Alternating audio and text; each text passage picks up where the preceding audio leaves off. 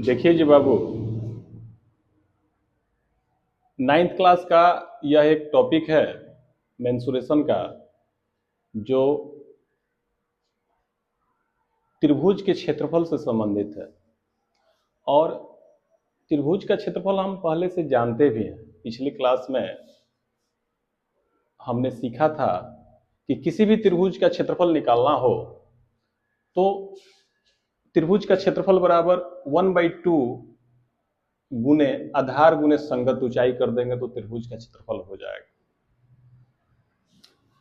English में बोले तो area of a triangle equal to 1/2 into base into corresponding height.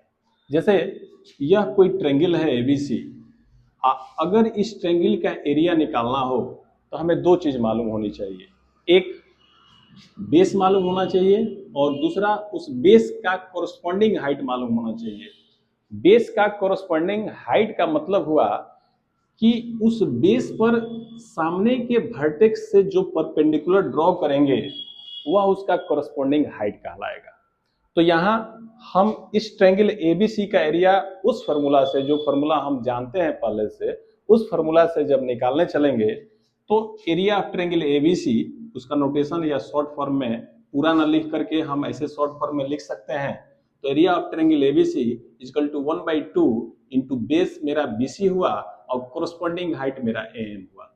तो यह मेरा अर्लियर फॉर्मूला था जिससे उसी ट्रायंगल का एरिया हम निकाल सकते हैं जिस ट्रायंगल का हमें बेस मालूम हो और कोरस्पॉन्डिंग हाइट मालूम हो। लेकिन दिक्कत यह थी कि सभी ट्रायंगल्स में इतने सारे इतना सारा डाटा नहीं दिया रहता था, तो वहां परेशानी होती थी। हाँ, एक और फॉर्मूला हम लोग अर्लियर क्लास में पढ़े हैं, वह फॉर्मूला था सिर्फ और सिर्फ इक्विलेटरल ट्रायंगल के लिए। तो इक्विलेटरल ट्रायंगल का एरिया होता है √3/4 इंटू साइड का स्क्वायर। अगर हिंदी में बोले तो समबाहु त्रिभुज का क्षेत्रफल बराबर √3/4 गुने भुजा स्क्वायर। कहीं कहीं इसको आपको मिलेगा √3/4 इंटू ए स्क्वायर सिंपली। तो वहां साइड को ए माना जाता है, इसलिए √3/4 इंटू ए स्क्वायर बोल दिया जाता है। बात एक ही है, चाहे आप यह कहिए या यह कहिए, सेम बात है। तो यह जो दोनों फॉर्मूला स्पेसिफिक फॉर्मूले थे, यह तो सिर्फ और सिर्फ समबाहु त्रिभुज के लिए था और यह किसी भी त्रिभुज के लिए था। लेकिन दिक्कत इसमें यह था, वही आधार और संगत ऊंचाई वाला कंसेप्ट। आधार और संगत ऊंचाई मालूम होगी तभी जाकर इस त्रिभुज का क्षेत्रफल हम निकाल सकते हैं। तब हमारे एक महान गणितज्ञ,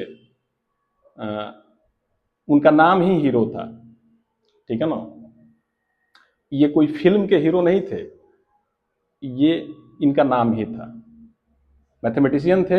इन्होंने एक फॉर्मूला अपना दिया और इन्होंने कहा कि अगर किसी ट्रायंगल का तीनों साइड मालूम हो, तीनों साइड का लेंथ हमें मालूम हो, तो उस ट्रायंगल का हम एरिया निकाल सकते हैं। उसके लिए उन्होंने फॉर्मूला दिया कि त्रिभुज का क्षेत्रफल का फॉर्मूला होगा root over s into s minus a into s minus b into s minus c. जहां एस मेरा क्या है, a plus b plus c by 2 है।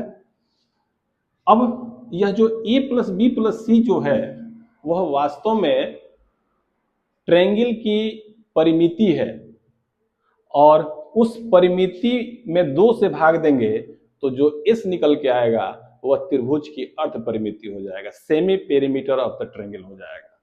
और यहां हमने लिख दिया है कि ए बी और सी जो है वह भुजाओं की लंबाइयां, ठीक है ना, उसी को हमने इंग्लिश में यहां लिखा है।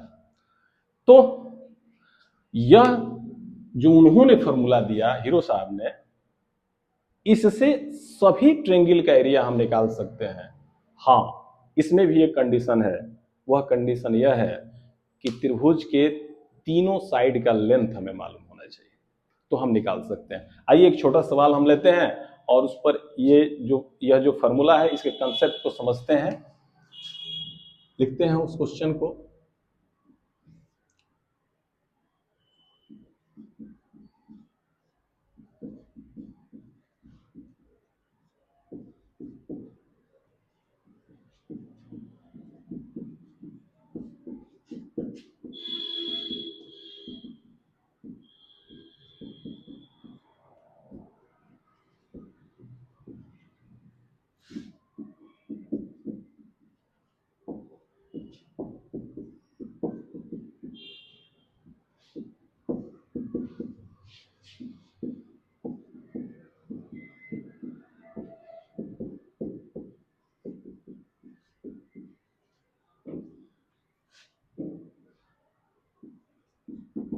देखिए, हमने एक क्वेश्चन लिखा, अब वीडियो लंबा न जाए इसके लिए हमने सिर्फ इस क्वेश्चन को हिंदी मीडियम में ही लिखा है। आप चाहें तो इसको इंग्लिश मीडियम में भी कन्वर्ट कर सकते हैं। हमने लिखा है कि किसी त्रिभुज की भुजाओं की लंबाइयां 3 सेंटीमीटर, 4 सेंटीमीटर तथा 5 सेंटीमीटर हो तो त्रिभुज का क्षेत्रफल ज्ञात कीजिए। Find the area of a triangle whose length of sides are 3 centimetre, 4 centimetre and 5 centimetre. ठीक है ना। तो यहाँ पे तीनों भुजाओं की लंबाइयां हमें मालूम है, तो किसी को ए, किसी को बी, किसी को सी मान लेंगे और एक ट्रायंगल भी मान लेंगे। ट्रायंगल को हम मान लेते हैं, माना कि त्रिभुज एबीसी में ए बराबर 3 सेंटीमीटर, बी बराबर 4 सेंटीमीटर एवं सी बराबर 5 सेंटीमीटर है। इसलिए पहले हम एस निकालेंगे। एस बराबर होगा, जो त्रिभुज की अर्ध परिमिति है, a plus b plus c by 2, this means 3 plus 4 plus 5 by 2, यह सेंटीमीटर में आएगा मेरा, और 5 4 9 3 12 बाई 2 सेंटीमीटर, यानी कि 6 सेंटीमीटर आएगा एस का वैल्यू।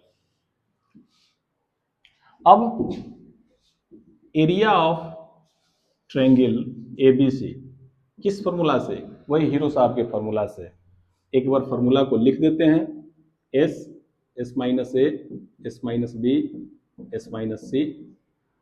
वैल्यू पुट कीजिए, एस का value 6, 6 minus 4, 6 minus 3, 6 minus 4 and 6 minus 5,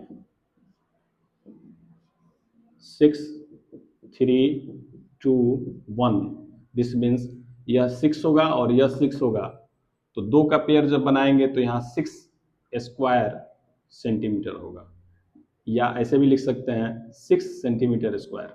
यह हमारा ट्रायंगल का एरिया हो गया। अब आप जिस भी पब्लिकेशन का बुक बनाते हैं, इस चैप्टर से संबंधित आप क्वेश्चन बनाएं, और कोई भी क्वेश्चन आपका हो कमेंट सेक्शन में आप हमें हमसे पूछ सकते हैं।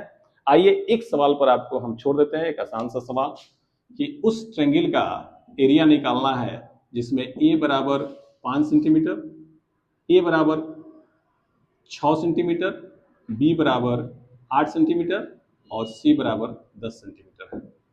तो इस ट्रायंगल का एरिया निकालना है। हाँ, आपको एक बात बता दें, अगर जो बच्चे थोड़ा ज्योमेट्री का कंसेप्ट समझते हैं, तो असल में हमने जो 3 4 और 5 का कॉम्बिनेशन लिया है त्रिभुज की भुजाओं का, असल में ये समकोण त्रिभुज की भुजाएं हैं, और समकोण त्रिभुज का क्षेत्रफल हम इस मेथड से भी निकाल सकते हैं, 1/2 into base into corresponding height से। तो उससे भी निकाल लेंगे तो 1/2, और बेस मेरा 3 और हाइट हो जाएगा 4, और इससे कटेगा तो यह 6 सेंटीमीटर स्क्वायर आ जाएगा। अब बेस 3 और हाइट 4 कैसे होगा, और यह जो हाइपोटेनस है वह 5 कैसे होगा, इसको किसी न किसी वीडियो में आप सर्च कीजिएगा, वहां आ जाएगा। ठीक है, धन्यवाद।